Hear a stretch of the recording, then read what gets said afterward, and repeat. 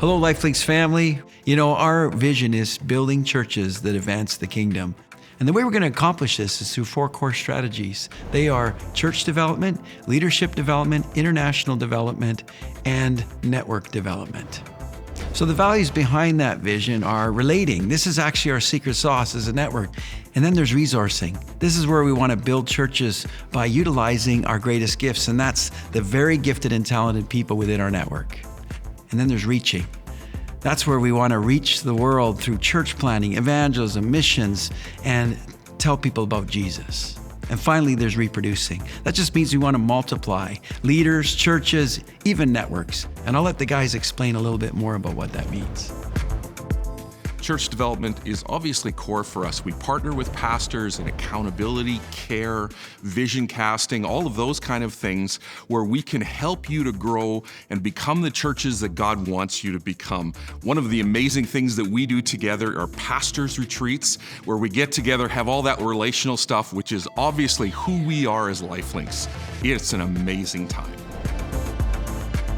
The strategy of leadership development is vital to building churches that advance the kingdom, and we accomplish that through these 4 ways. First of all, annual leadership conference in Winnipeg. Incredible time to connect and be equipped.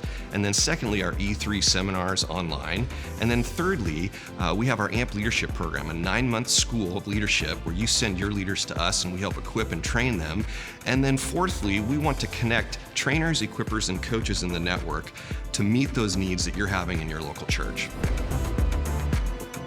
Another one of our strategies is international development. Our heart in this strategy is to connect our local leaders with international leaders. We want to help facilitate network growth in some of the nations around the world. We do this through pastoral conferences, through crusades. We take short-term teams in when there's opportunities to do things like that.